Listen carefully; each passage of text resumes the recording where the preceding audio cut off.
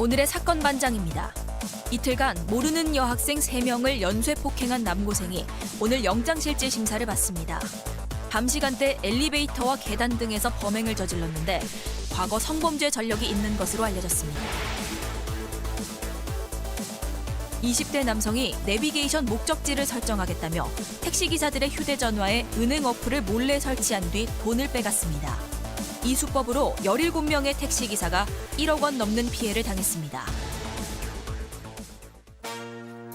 뾰로롱 안녕하십니까. 자, 오늘은 한글날 제가 우리 백성원 변호사님께 네. 퀴즈를 낼게요. 자, 훈민정음 해례본. 네. 자, 학력고사 세대 외워보세요. 왜 이러세요? 빨리.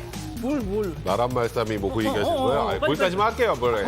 나란 말씀이 등국에 따라 따라. 서로 사마띠 아니랄서 야, 이런 전차로 어린 백성이 홀배 있어도 이루고저울 있어도 그 정도 하시죠. 야, 네. 수능 세대인데, 수능 1세대. 암기 잘했습니다. 학력고사 세대, 그걸 왜 몰라? 다 알잖아요. 지금 원래 다 따라했어요. 민망하게 빨리빨리 진행해요. 그것도 몰라. 자, 좋습니다. 예, 진실 추적자 사건 반장 시작합니다. 순 우리말 이름 갖고 계신 분들 많죠. 그런데 참 이런 일도 있더라고요. 설미란 이름을 갖고 계신 분들의 사연인데 눈썰미라는 뜻의 순 우리말 고어랍니다.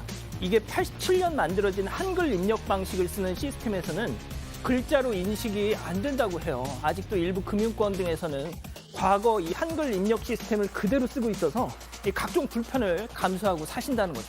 자, 어떤 분들은 그냥 설미라고 써, 뭐 이렇게 고집을 부려라고도 하시는데 한글날만큼은 전국의 설미 씨들 모두를 응원하셨으면 좋겠습니다. 자, 오늘 출연자 소개에 올리기에 앞서서 한 가지 공지사항이 있습니다. 저 좀 잡아주세요. 그동안 사건반장 쭉 함께해 주셨던 승재현 형사법무정책 선임연구위원이 아시는 분들은 아시겠지만 지난주에 공직을 맡으셨습니다. 나란 일을 하시게 됐어요. 이 갑작스럽게 정해진 일이라서 우리 가족 여러분들께 마지막 인사도 드리지 못했다. 정말 죄송하고 그동안 사랑해 주셔서 감사하다는 말씀 전하셨고요. 자, 소개 진짜로 해드리죠. 좋습니다. 자, 이자연 기자, 백성문 변호사, 박상희 소장, 박지훈 변호사 나오셨습니다. 안녕하세요. 안녕하십니까. 예, 엄마랑 매일매일 사반 본방 사수합니다 하신 석은하 전수지 모녀님, 멕시코 몬테리에서 사반 응원해요 하신 희아님, 연휴 내내 사반 안에서 완전 기분 다운됐어요 하신 조영진님, 지난주 작은 아들 시완이를 해병대 수색대 보내고 왔어요. 이후로 매일 잠도 못 잡니다. 그래도 자랑스럽다고 전해주세요 하신 이정숙님, 지난 토요일 파킨슨병 투병 중인 엄마랑 극장 나들이를 하고 인천에서 23번 버스를 탔어요. 엄마를 향해서 몸도 불편하면서 왜 뒤로 가? 넘어지면 내 탓을 할 거 아니야? 등등 폭언을 멈추지 않던 기사님, 반성하세요 하신 장예진님. 자, 지난주 생일이셨던 임채만님, 청주의 이영애님, 대구의 양금님, 대구 재활병원 입원 중인 윤양금님. 자, 모두 사랑합니다. 자, 재미는 물론 의리로 함께하는 오늘 특별히 한글날을 맞아서 나는 사반, 여러분은 육반. 그렇습니다. 예, 한글날. 자, 대한민국과 전 세계 동포 가족 여러분의 시선을 모아서 출발합니다.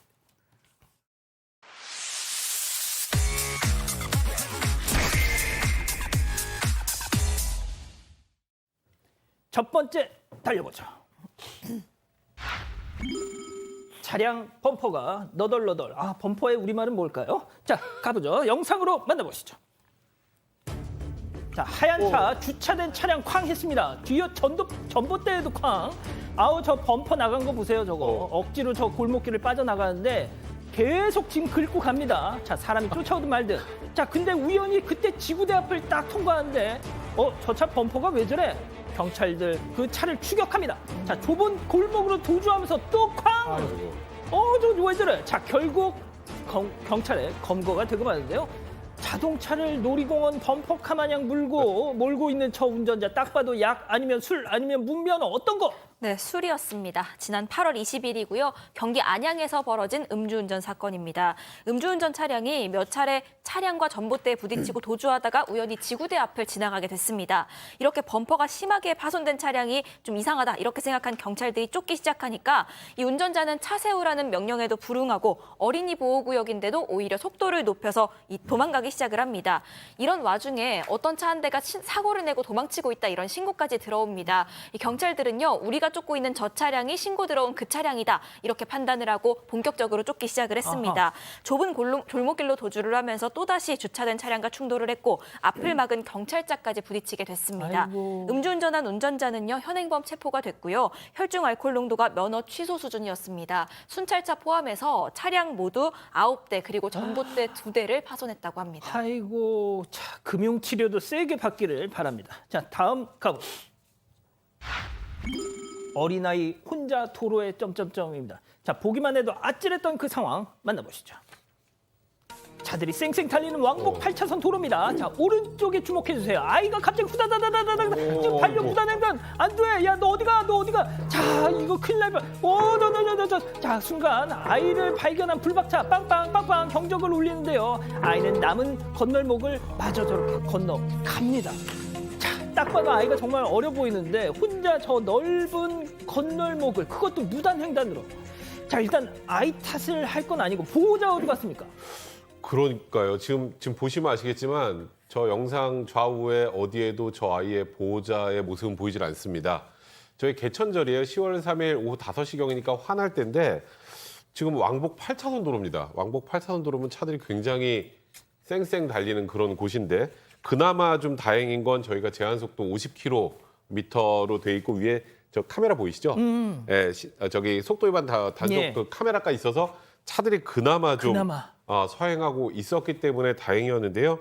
일단 저 아이가 대략 한 7살 정도로 추정이 되고 지금 보시는 것처럼 보호자는 전혀 보이지 않는데 저 아이를 저렇게 차도에 그냥 내놓고 보호자가 지금 주변에 없다는 게 좀 굉장히 황당한 상황입니다.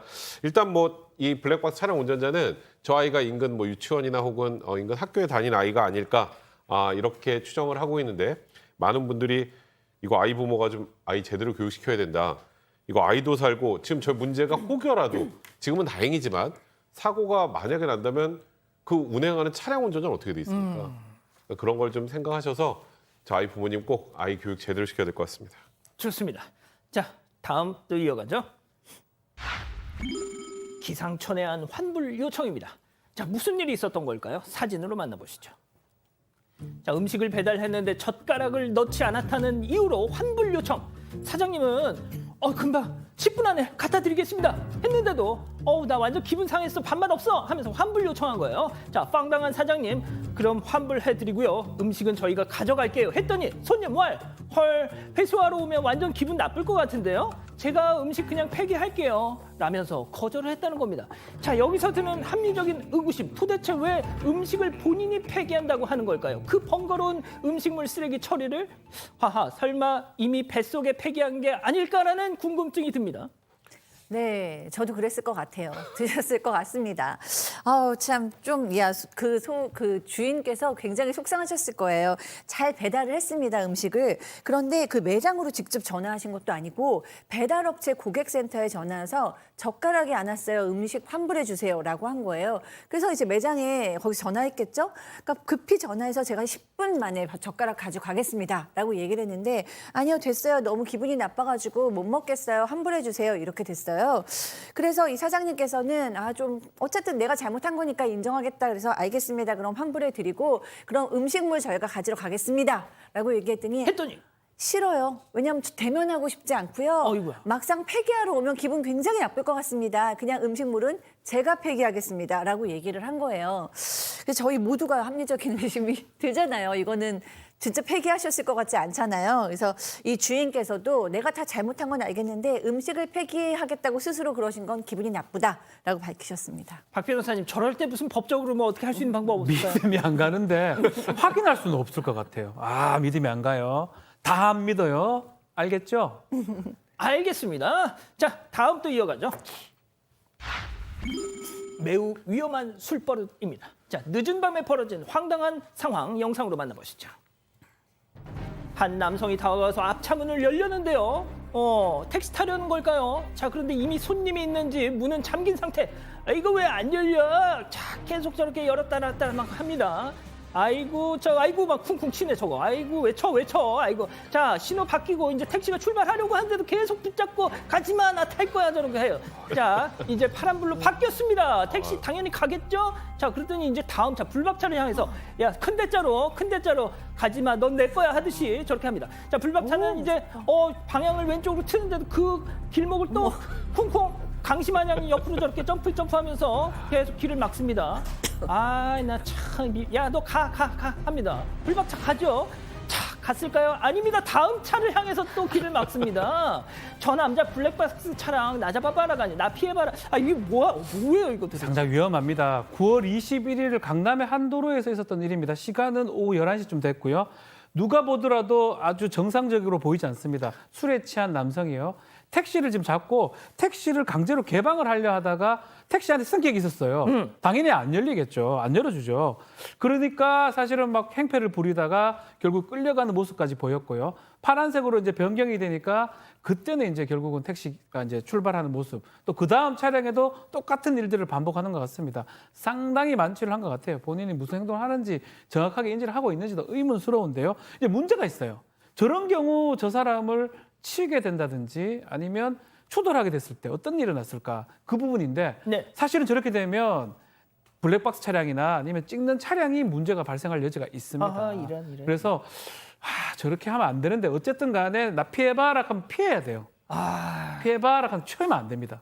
뭐 당연하겠지만 마음 같아서는 그냥 마음 같아서는 막 경적 노리고 싶은데 경적은 저 블랙박스 차량 울리지 않았고 옆에서 울렸다고 해요.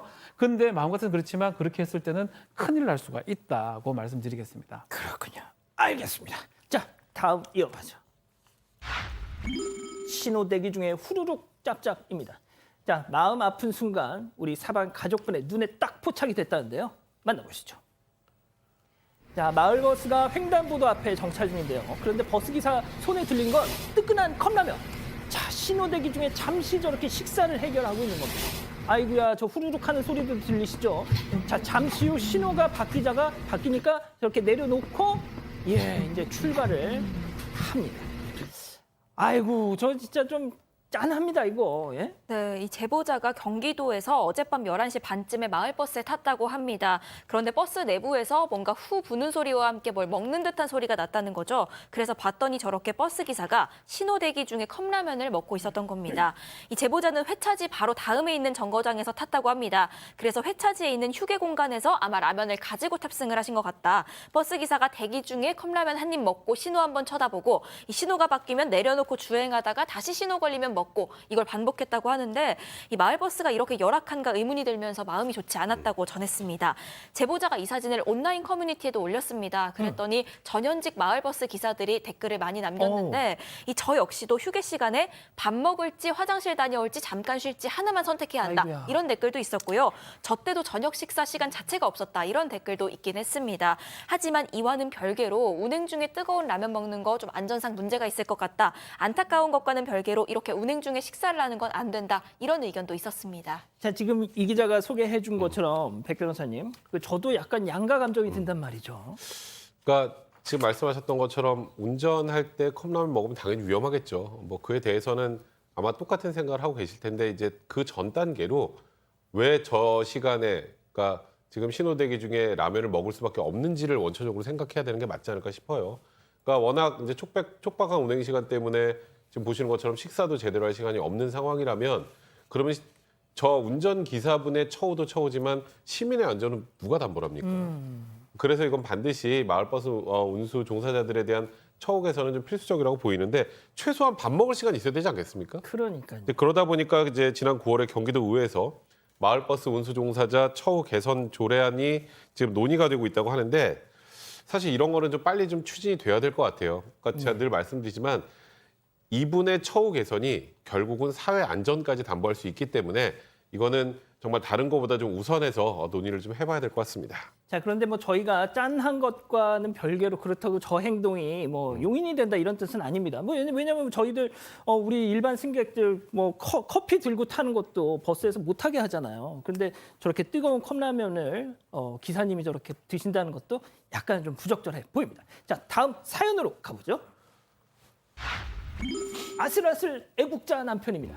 자, 사방 가족께서 우리 가족 여러분들의 집단 지성의 판단을 받아보고 싶으시다면서 저 멀리 일본에서 전해주셨습니다. 네, 역사 문제를 두고 일본인 손님들이랑 다투는 남편 때문에 고민이다라는 일본인 아내의 고민입니다. 이 부부는 남편이 한국인이고 아내가 일본인인 국제 부부입니다. 현재 남편이 일본에서 한국인 한식당을 운영하고 있다고 합니다. 그런데 손님 중에요, 반한 감정을 가진 손님들이 오면 역사 왜곡 문제를 놓고 이거 왜곡이다 아니다를 두고 남편과 다툼이 생기곤 한다는 겁니다.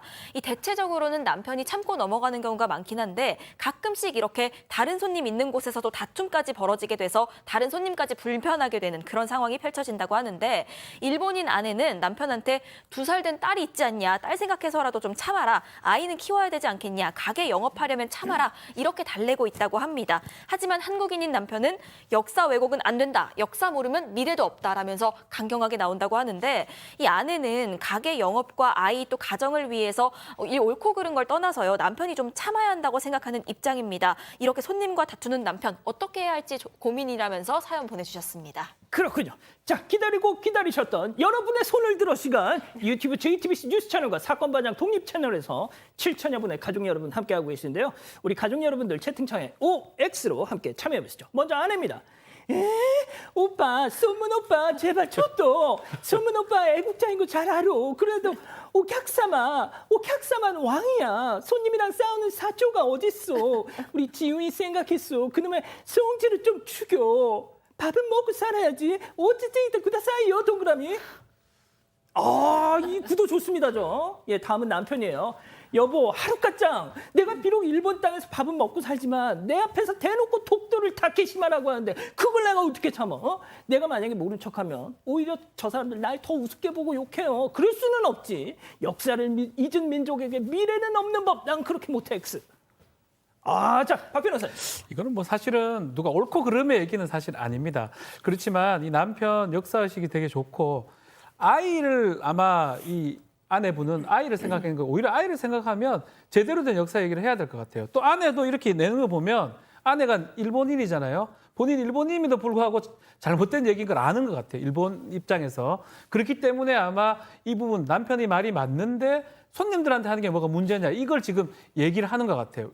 왜 그렇게 하냐면 남편이 그만큼 잘해왔기 때문에 한 게 아닌가. 그래서 저는 한편으로 뭐 이거는 뭐 누가 잘했다 못했다 떠나서 그렇죠. 저라면 그렇게 할 것 같아요. 진짜. 저라면 가만 안 있습니다.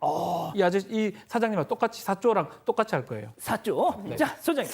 네, 뭐 저야 당연히 한국인이니까 더 뭐 울컥하는 마음도 들고 이 남편을 옹호하고 싶지도 않지만 지금 이 시간에서는 뭐 나라에 대한 얘기나 뭐 한국인, 일본인을 떠나서 객관적으로 얘기를 드리고 싶어요. 근데 이 남편은 최선을 다하고 있습니다. 거기서 진짜 이런 한국인으로서 일본에서 한국 음식점을 운영을 하면서 이렇게 억울한 일을 당하는 거를 꽤 많이 참고 계신다고 했어요. 근데 여기서 참을 수 없을 때만 터지고 있는 거거든요. 이분도 참다 도저히 못 참을 때만 터지고 있는데 이것조차도 참아라 그러면 병나십니다. 그래서 저는 정말 상담사로서 이분이 더 참으면 그 화병 나요. 그럼 나중에 병원비도 더 들고 더 괴로우시니까 안 그래도 정말 힘드신데 좀 응원해 주시고 정말 열심히 하고 있다. 우리 남편 노력하고 있다. 칭찬해 주시는 게 더 좋지 않을까요? 자, 하지만 이게 진짜 먹고 사는 문제라서. 감정적으로는 지금 뭐 두 분 얘기가 100% 맞죠. 아마 시청자분도 그러실 텐데, 그러니까 저는 여기에 주목을 해야 된다고 생각해요. 일본인 아내분이 왜 이런 사연까지 올렸을까요? 정말 위태위태하기 때문입니다. 물론, 그러니까 내가 생각하는 것과 다른 역사 관련해서 왜곡하고 있는 걸 보고서는 불같이 화가 날 수밖에 없지만 지금 이 아이와 또 이 아내와 한국이 아닌 일본에서 살고 있잖아요. 근데 이분이 불같이 화를 내고 다투면 그렇구나 하고 저분들이 생각을 바꿀까요?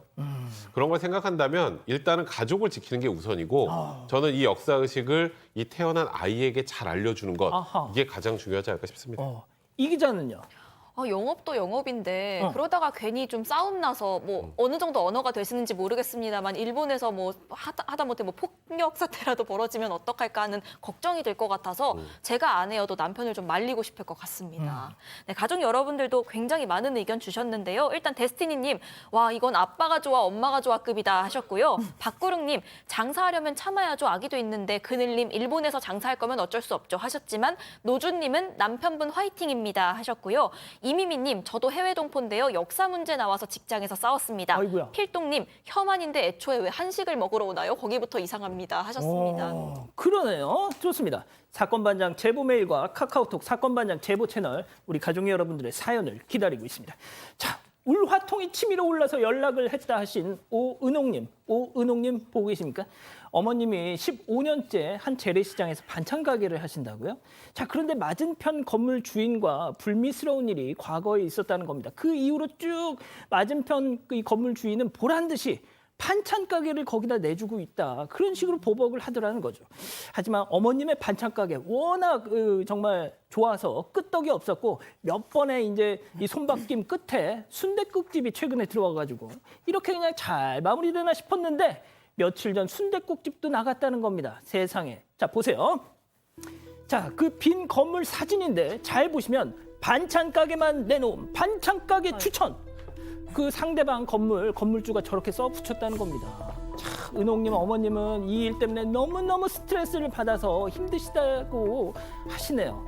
자, 건물주 사장님 그동안 이 은옥님 어머님하고 무슨 일이 있었는지는 저희도 잘 모르겠습니다만 상도의라는 게 있는 만큼 이제 좀 그만 하시는 게 어떨까요? 콘드로이친 이젠 검증이 필요하겠죠. 어떤 콘드로이친인지, 충분히 콘드로이친을 담았는지. 기능성은? 그건 기본 아닌가? 관절이 기억할 만하네. 이름값이란 이런 것. 관절엔 콘드로이친 1200. 올가을 당신이 가장 입고 싶은 옷은? 캐시미어. 캐시미어. 퀴닛, 미어 터지는 요청에 답하여 캐시미어를 더 버라이어티하게. 퀴닛.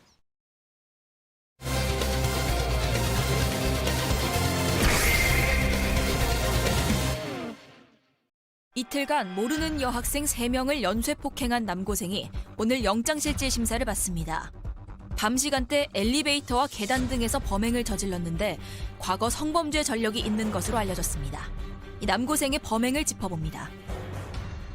자, 주말 동안 정말 모두를 깜짝 놀라게 했던 사건인데 구속됐어요, 조금 전에? 네, 속보가 나왔습니다. 조금 전에 구속이 됐고요. 이 16살 고등학생 A군입니다. 강간미수, 강간상의 강도, 또 성폭력 범죄 처벌에 관한 특례법 위반 등의 혐의로 조금 전에 구속이 됐습니다. 이 재판부는요, 도망할 염려가 있는 등 소년이지만 구속해야 할 사유가 충분하다면서 발부 사유를 밝혔습니다. 이 A군은 앞서 지난 5일 밤 9시 50분쯤에 경기 화성시에 있는 한 상가 여자 화장실에 들어가서 10대 여성의 목을 졸랐습니다. 또 폭행도 있었고요. 그 다음날 밤 9시에는 수원에 있는 한 아파트 엘리베이터 안에서 역시나 10대 여성의 목을 졸랐고 또 40분쯤 뒤에는 인근의 아파트에서 또 다른 10대 피해자의 목을 졸라서 기절시킨 뒤에 휴대전화를 빼앗아서 달아나기도 했습니다.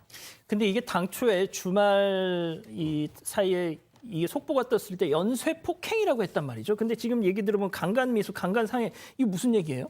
이 기자? 네, 이게 경찰이 A군이 성범죄 저지를 목적으로 여성들을 폭행했다. 그러니까 성범죄 목적이 있었고 이 과정에서 불법 촬영한 혐의까지도 추가로 발견을 했습니다. 백 변호사님. 네.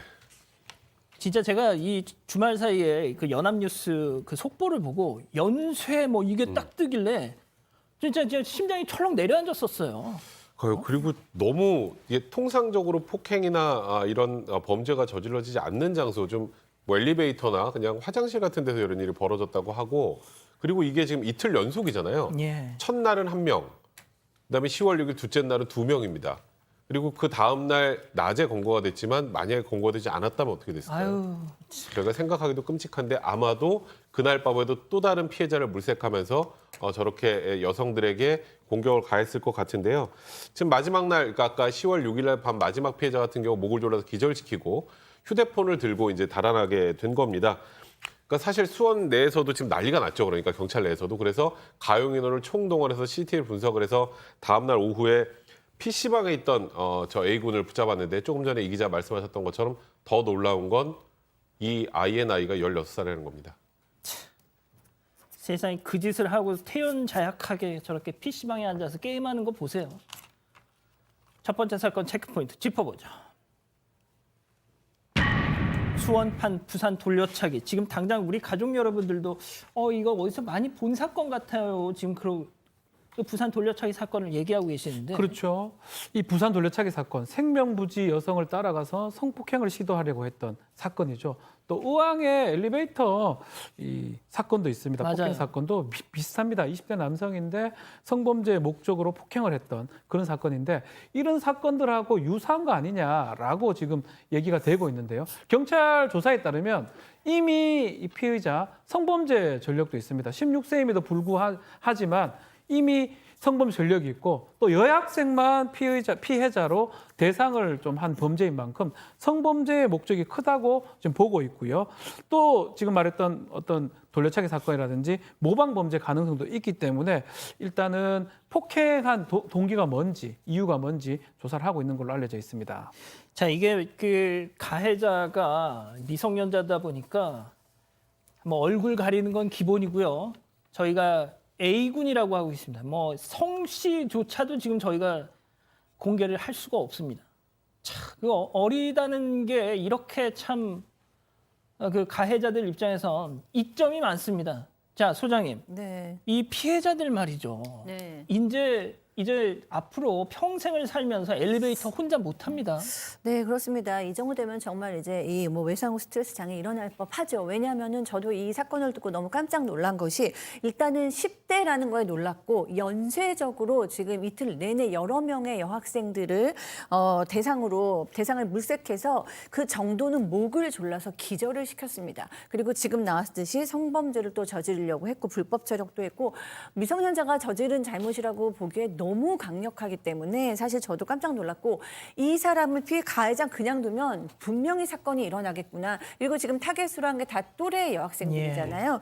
그래서 그것도 굉장히 놀랐는데 우리 이 10대 여학생들 가장 중요한 시기에 목도 졸리고 이런 경험에서 그 고통이 너무나 심할 것 같습니다. 예. 현재 고등학생이고 촉법은 아니고 네. 성범죄 전력이 있는 녀석입니다. 자, 근데 이게 참 이거 그래도 뭐가 됐든 미성년자잖아요. 그렇죠. 그러다 보니까 또 뭐 어떻게 해가지고 집행유예 이런 거 받고 또 나와가지고 일단 이번 사건은 집행유예는 도저히 안 나올 것 같습니다. 다행이네요. 말씀하셨던 것처럼 일단은 뭐 14세가 넘은 만 16세 미성년자이기 때문에 일단 형사처벌 대상은 당연히 되고요. 그리고 지금 범행 그 상황 자체가 연쇄적으로 지금 현재 구속된 사유를 보면 성범죄를 시도한 것으로 보이는 정황까지 있고 과거에 성범죄로 처벌받은 전력도 있다면 이번에는 그것까지 포함한다면 좀 장기간 처벌을 받을 가능성이 있습니다, 분명히. 예. 다만 조금 전에 말씀하셨던 것처럼 미성년자이기 때문에 성년과 동일한 처벌 수위까지 기대하기는 좀 무리지 않을까 싶습니다. 박 변호사님도 그렇죠. 그렇게 이제 보세요? 지금 구속을 사실은 시키지 않습니다. 소년인 경우 19세 미만 소년인 경우는 특별한 사정이 없는 한 소년법에 구속을 할 수 없도록 돼 있는데 구속을 했다는 거는 특별한 사정이 있다고 보는 거죠. 상당히 혐의가 중하고 그런 부분들이 있다고 법원에서 받는 건데 이 소년이지만 앞으로도 형사처벌이나 보호처분 두 가지 같이 존재할 수도 있습니다. 소년 사건으로 갈 가능성도 있는데 뭐 백 변호사님 말씀하신 것처럼 사안이 중하기 때문에 그냥 소년 사건으로 가긴 좀 어렵고요. 전과도 있다고 봐야 될 것 같고. 다만 이제 이 형이 이제 된다고 하더라도 장단기가 이제 설정이 되거든요. 중환형이 될지는 좀 지켜봐야 될 것 같습니다. 진짜 아까 소장님도 말씀하셨지만 얘는 정말 이틀 사이에 3건 연쇄적으로 이런 짓을 했다는 게 정말 소름 끼치고 정말 충격적인 일이 아닐까 싶고요. 지금 그 채팅창을 보니까 어떤 분들 말씀이 뭐 인터넷 커뮤니티 상에서는 신상이 털렸다는 그런 얘기도 있던데 알겠습니다.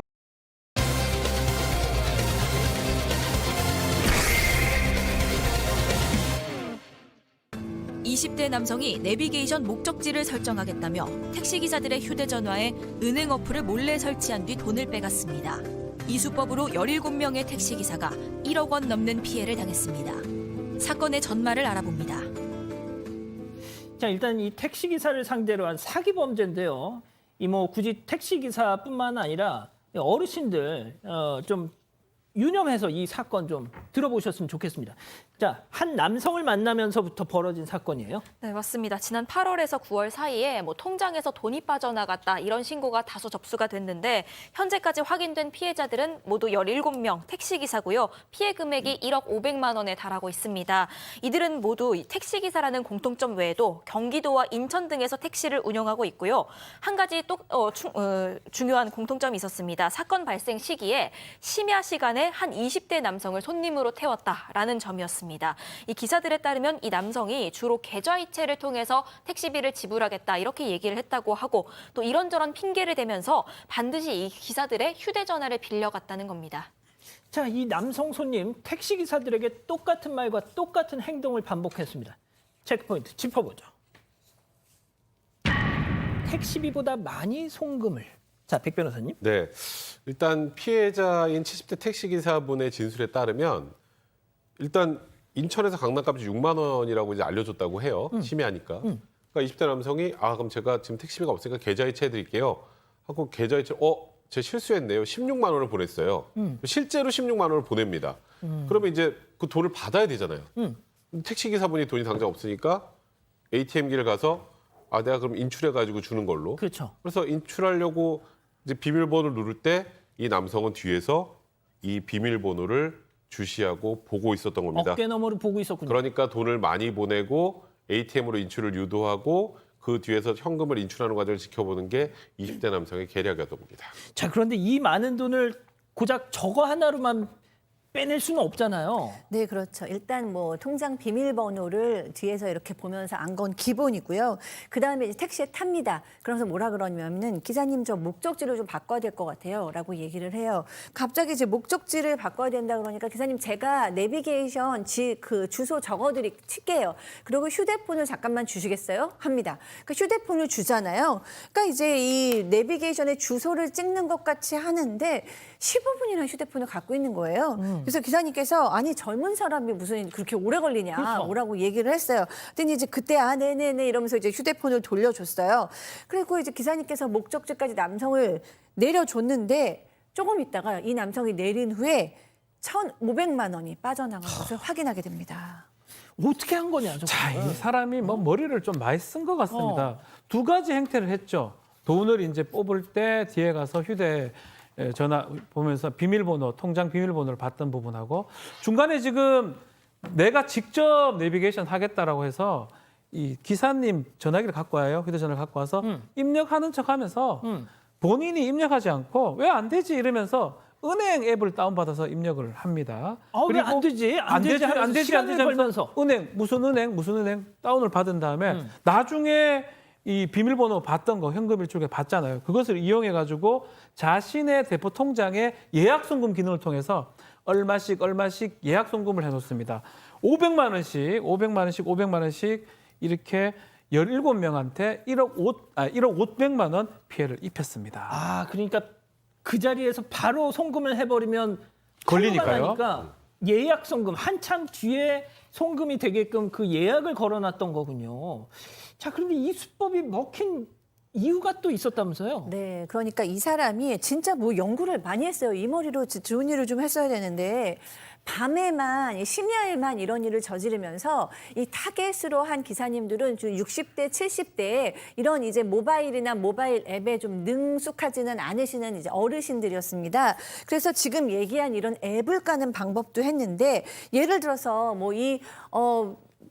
이미 기사님들 휴대폰에 앱이 깔려 있는 경우도 많잖아요. 그렇죠. 그때는 또 다른 방법을 씁니다. 어떻게? 뭐라고 얘기하면 기사님 너무 죄송한데 제가 너무 급하게 약간 한 1, 2만 원 내지는 몇천 원 송금을 해야 되는데 휴대전화를 집에 두고 안 가져왔는데 너무 급해서 그런데 휴대전화로 기사님께서 송금 한 번만 해주시면 제가 돈을 드릴게요. 이런 식으로 해서 기사님께서 사실 내 손님이 옆에 타고 어디 가고 있는데 이렇게 급하다 그러는데 매몰차게 못 해줘 이렇게 하기가 좀 그러시잖아요. 어렵죠. 게다가 아버님 그렇죠. 뻔이시니까 그래서 이제 이렇게 송금을 하고 있으면 이 나쁜 사람이 뒷자리에서 이 송금하고 있는 걸 카메라로 뒤에서 이제 찍습니다.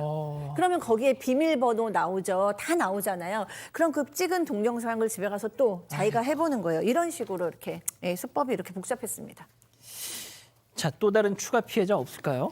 이게 한두 달 사이에 이 범행이 이루어진 만큼 은행 어플을 이용하지 않는다거나 이 통장 잔고를 그때그때 확인하지 않는다거나 이런저런 이유 때문에 돈이 빠져나간 사실을 바로 파악하지 못한 추가 피해자들이 있을 수도 있는 상황입니다. 혹시라도 그렇기 때문에 오늘 같은 사건 비슷한 일 겪으신 특히 수도권 택시기사분들은요. 통장 잔고 확인하시는 게 꼭 필요해 보이고요. 일단 지금까지 확인된 피해자가 17명, 피해 금액이 1억여 원에 달합니다. 경찰 수사 한 달 만에 20대 남성이 붙잡혔고 지금은 검찰에 넘겨졌습니다. 자, 일단 잡혔어요. 그나마 다행인 건. 자, 그런데 이게 그렇습니다. 백 변호사님. 이제 정말 휴대폰은 네. 나의 모든 것이 담겨 있다. 그렇죠. 함부로 어떤 요청을 받더라도 함부로 이걸 남의 손에 넘겨서는 안 된다. 그러니까- 그냥 이렇게 알고 계시면 네. 어떻게 보면 쉬울 것 같아요. 맞습니다. 이게 예전에 어르신들 입장에서 더더욱이나 이 휴대폰이라는 건 전화 기능만 생각하시는데 전화가 아니라 본인의 모든 정보가 들어있고 본인은 아이고 나는 인터넷 배킹 같은 거 안 하는데 저렇게 깔아서 쓸 수도 있어요. 근데 휴대폰을 넘긴다는 건 본인의 정보를 모두 넘기는 것 같기 때문에 진짜 주의를 하셔야 되고요. 그래서 이런 범행 수법도 꼭 지금 60대, 70대 특히 택시기사분들은 또 유사범죄 일어날 수도 있으니까 꼭 기억을 하셔야 될 것 같고 다만 좀 아쉬운 건 이런 일들이 생겨도 총 피해 금액이 그렇게 크지 않으면 처벌이 중하지 않은 경우가 많습니다. 그러니까요. 근데 이 피해 당한 이 각각 이 택시 기사분들에겐 그게 전 재산일 수도 있어요. 이거는 정말 가볍게 넘어갈 게 아니고 좀 더 엄벌에 처하는 그런 정책 방향도 좀 필요하지 않을까 싶습니다. 다시 한번 말씀드리지만 이제 절대로 그 손님이든 뭐든 휴대폰을 절대로 넘겨주시면 안 됩니다. 자, 이렇게 정리하고요. 별별 상담소 이어갑니다.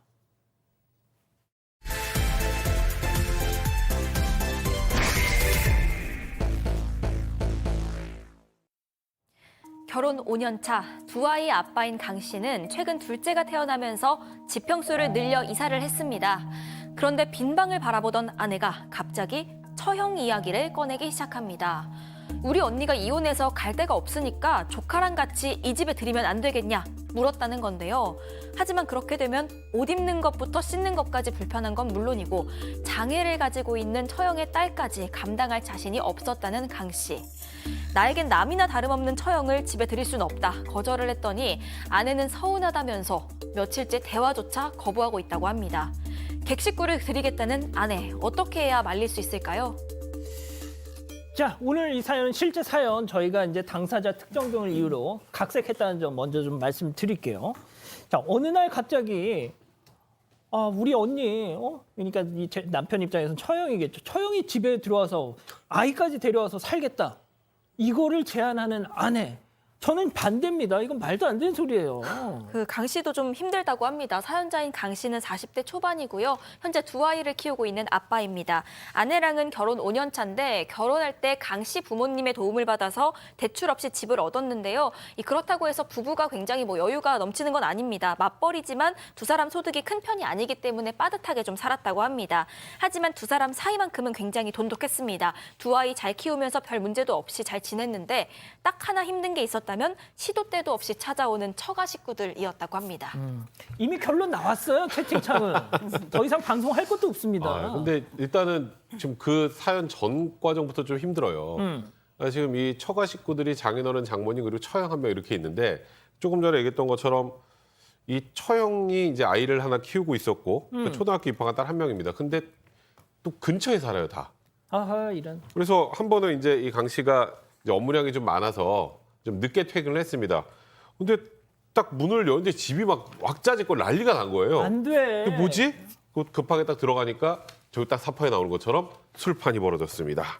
그 사람들 누군데요? 지금 처가 식구들이 다 와 있는 거예요. 장인어른, 장모님, 그다음에 처형 그리고 아까 한 명 뛰어다니고 있었죠. 아이. 그러니까 아무 말도 없이 이렇게 갑자기 들이닥친 날도 굉장히 많았고 또 집이 멀지도 않은데 저렇게 한번 난장판이 벌어지면 집에 돌아가시면 되잖아요. 한 번은 며칠씩 머물렀다고 합니다.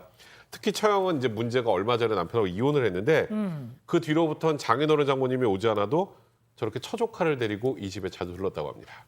최소한 저 음식은 좀 같이 먹어야 돼. 올 때까지 좀 기다려주는 맛이라도 있어야지 저걸. 네, 것 충분히 같은데. 좀 화가 나실 만한 상황입니다.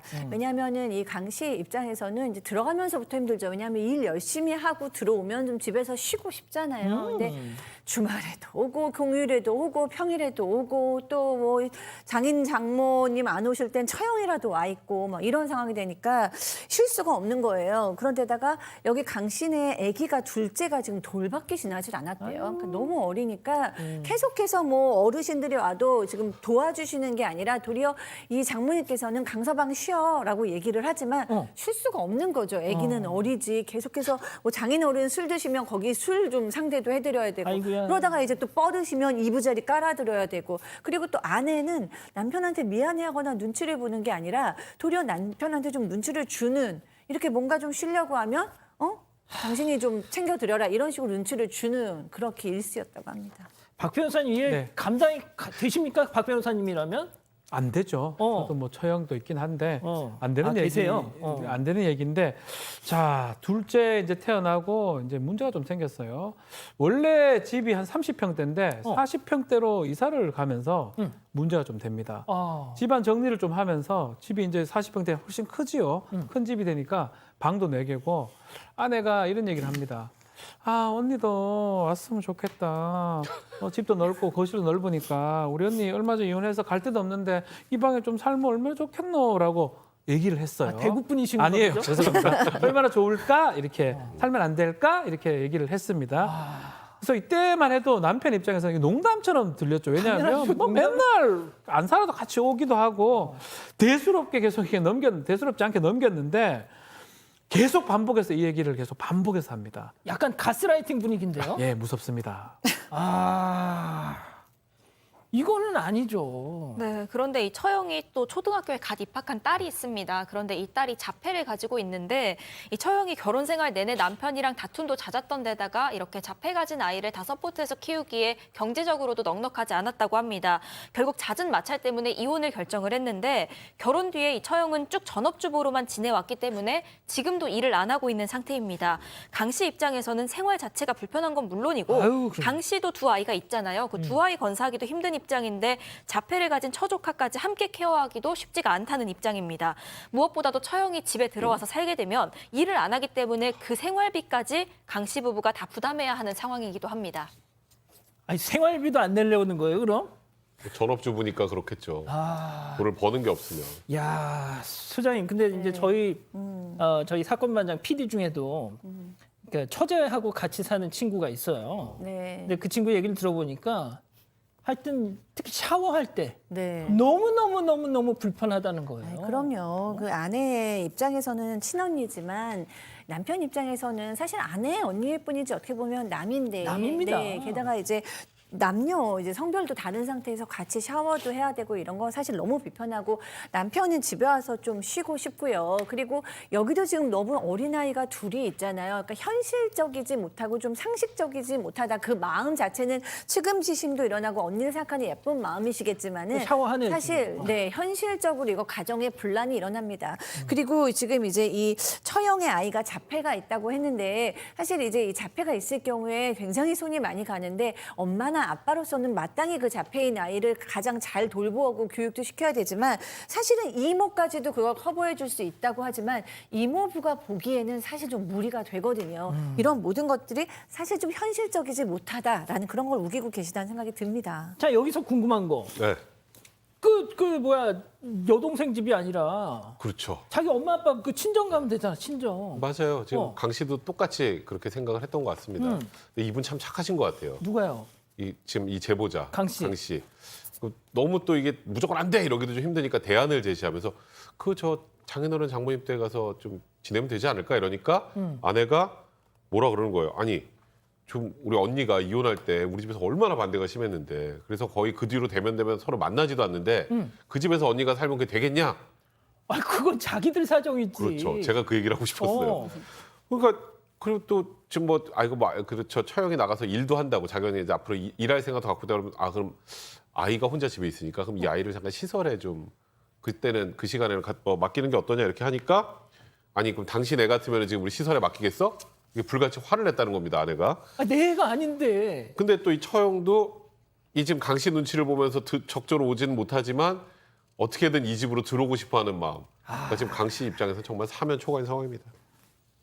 자, 박 변호사님. 예. 그러니까 이렇게 별의별 막 못 들어오게 하려고 이렇게 얘기를 했는데도 통하지 않으니까 예. 결국 흉금을 털어놓고 얘기를 했다는 거죠. 솔직한 마음을 털어놓습니다. 불편하죠. 불편하다. 나는 절대로 그럴 수가 없다라고 얘기하면서 우리 애도 둘인데 또 이 조카까지 오면 애도 3명이고 살 수 없다. 계속 지금처럼 계속 집에 오는 건 괜찮은데 같이 살림을 합쳐서 사는 거는 그것은 받아들일 수 없다라고 이렇게 솔직히 얘기하니까 그때부터 아내가 강 씨한테 말을 하지 않습니다. 아이고. 대화를 거부를 해요. 아하, 이래. 서운하다면서.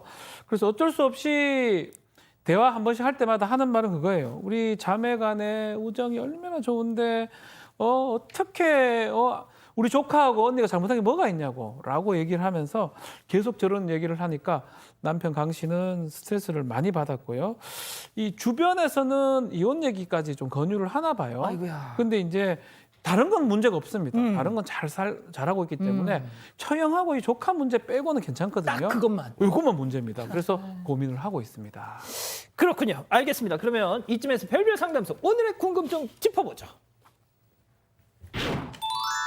자, 이혼한 언니 조카를 집에 기어이 들이겠다는 이 아내. 제가 받아들여야 할까요? 이렇게 하셨는데요. 자, 그럼 여기서 약식으로 오늘 한글날 여러분의 손을 들어주세요. 한번 해볼까요? 먼저 아내입니다. 오빠, 성문이 오빠, 너 내 남편이잖아. 처가 식구는 가족 아니니? 우리 언니랑 내 조카 남이야? 오빠 이렇게 나몰라라 할 거야? 그럼 너 정말 사람 아니다, 동그라미. 여태까지 아니라고 했는데요. 좋습니다. 아유, 참. 자, 이거 뭐 뻔하니까 그냥 남편이죠, 뭐. 자, 그렇죠. 우리 박 변호사님부터. 예. 네, X입니다. 그러니까요. 예, 당연히 X죠. 어. 이 뭐 사실은 어떤 두 사람의 이 어릴 때부터 이 자매 관계가 있었는지 모르지만 납득하기 어려워요. 오히려 사실은 통상 자매 간에 이런 경우는 드뭅니다. 오히려 경쟁하고 오히려 싫어하는 경우가 많은데 이렇게 사는 건 뭔가 두 사람의 어떤 옛날 인연이 있는 것 같긴 한데 뭐 그렇다 중요하지 않습니다. 지금 단계가 봤을 때 남편이 이렇게 싫어. 남편도 만약에 좋다. 처형 도로랑 해라 이러면 모르겠지만 남편 극도로 지금 싫어하거든요. 어쨌든 간에 아내가 마음이 좀 바뀌어야 될 것 같아요. 자, 소장님. 네, 아내께서 뭐 착한 마음으로 그러시는 거겠지만 배우자에게 우리 인간의 능력을 넘어서는 것들을 자꾸 요구하시면 그 배우자는 결국 지칩니다. 지금 그런 상황인 것 같아요. 무슨 배우자가 슈바이처나 마더타레사 정도가 아닌 이상은 이렇게 하시면 안 되고요. 도리어 그냥 공간은 같이 있으면 안 될 것 같고요. 공간은 따로 두시고 뭐 처가 식구들끼리 일단은 이 긴급한 것을 해결하기 위한 회의라던가 대책을 강구해야죠. 그때 이 강 씨께서 좋은 남편이시기 때문에 옆에서 적극적으로 도와주시는 그 정도 모양새가 정상적이지 않을까 싶습니다. 예. 근데 진짜 지금 제가 채팅창을 계속 보고 있는데 동그라미가 하나도 없네. 자, 백 변호사님. 동그라미 있을 수 없는 사안입니다. 저는 이 아내분이 좀 저희 방송을 봤으면 좋겠다는 생각 좀 들고 일단 1차적으로 조금 전에 박상혜 소장 말씀하셨지만 이거는 남편하고 할 얘기가 아니고요. 일단 본인의 엄마 아빠하고 할 얘기입니다. 그러니까 뭐 저쪽 가족 이러면 좀 너무 야박해 보이니까 일단은 처가에서 이 처형의 부모님인 장인어른 장모님이 이 상황에 대해서 어떻게 타개할지에 대한 고민을 하고 거기에 대해서 진짜 말 그대로 강 씨가 조금 도움을 줄 수 있는 정도라면 모르겠지만 뭐 장인어른 장모님이랑 이제 저기 연 끊었어 그러니까 우리 집 와서 살아야 돼 이거는 너무 철없는 발상입니다. 아내 이거는 공감받기 너무 어려운 일이고 일단 먼저 본인의 부모님들하고 얘기를 해보는 게 좋지 않을까 싶네요. 자, 이 기자 우리 가족 여러분들 얘기 들어보면서 끝내죠. 네, 아직까지도 X가 올라오고 있습니다. 일단 알리님, 아내분 이 방송 보고 있다면 이거 정상 아니라는 거 빨리 인지하세요 하셨고요. 베어스 허그님, 남편분 전생에 무슨 죄를 지었길래. 길도님, 이왕 이렇게 된 거 눈에는 눈, 이에는 이로 시부모, 시동생, 시누이도 같이 살자고 합시다 하셨고요. 끄끄꾸꾸님, 내 집에서 눈치 보고 어떻게 삽니까? 이승우님, 그냥 언니하고 살라고 이혼해주세요. 이런 의견까지 주셨습니다. 참, 알겠습니다. 자, 별별 상담소 오늘 이렇게 정리하고요. 다음 글로벌 픽 이어갑니다.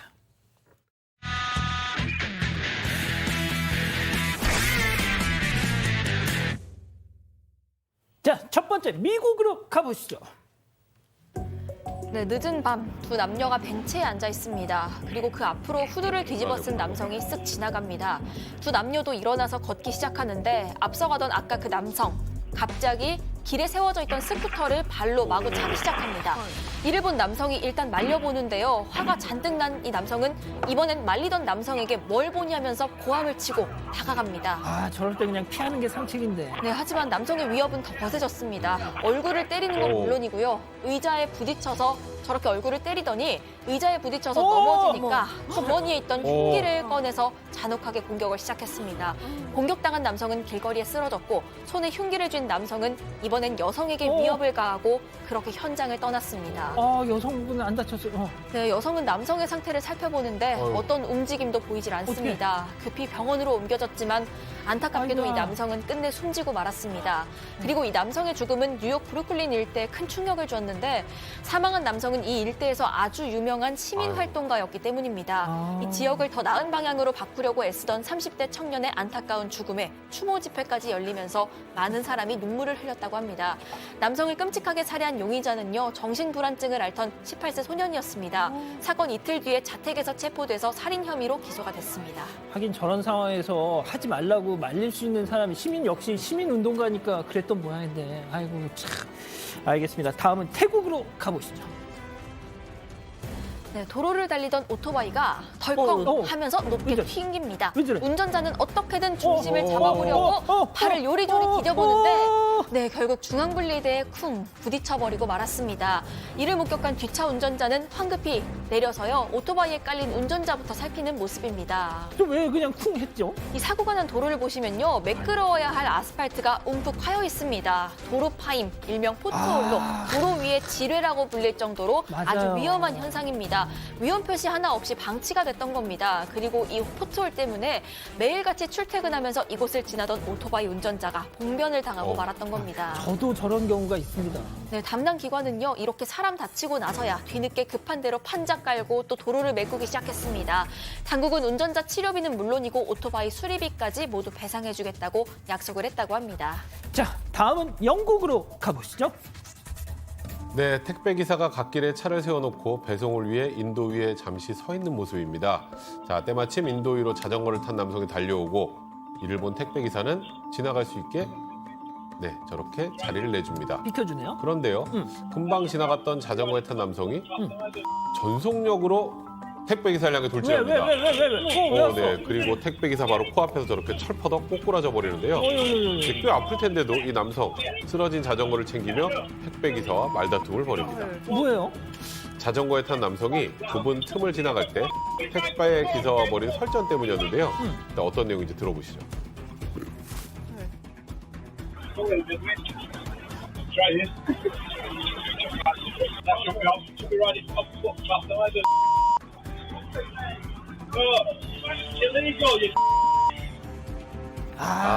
네, 둘 다 불법이네요. 불법 주차가 문제냐, 인도 위에서 자전거 탄 게 문제냐. 사실 둘 다 문제긴 한데 별로 화를 참지 못한 게 가장 큰 문제겠죠. 심지어 치려고 위협까지 했는데 다행인지 불행인지 못 치고 저렇게 앞에서 꼬꾸라져 넘어진 바람에 큰 싸움으로 번지는 않은 모습입니다. 아유, 자, 다음은 다시 미국으로 가보시죠. 네, 걸음도 힘들어 보이는 흰머리 여성 경찰차에 올라탑니다. 바로 체포된 건데요. 혐의는 절도, 장소는 결혼식이었습니다.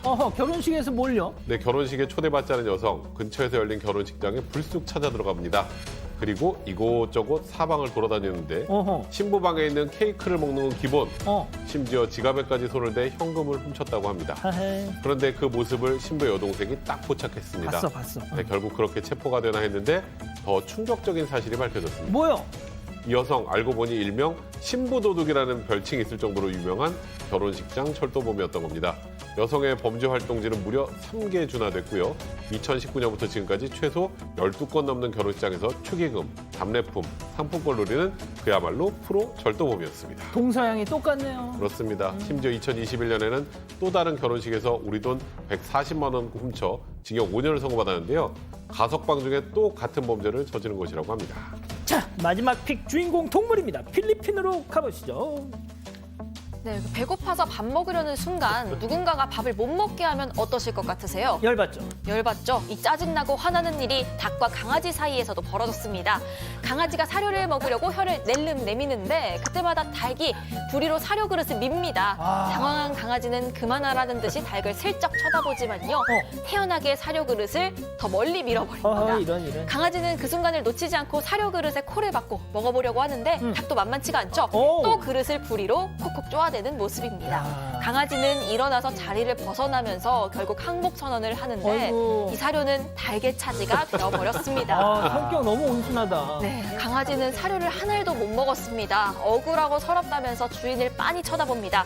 그러다가 미련이 남는 듯 자신의 사료를 열심히 먹고 있는 닭을 하염없이 바라만 봅니다. 아유, 저거 한 주먹감인데 진짜.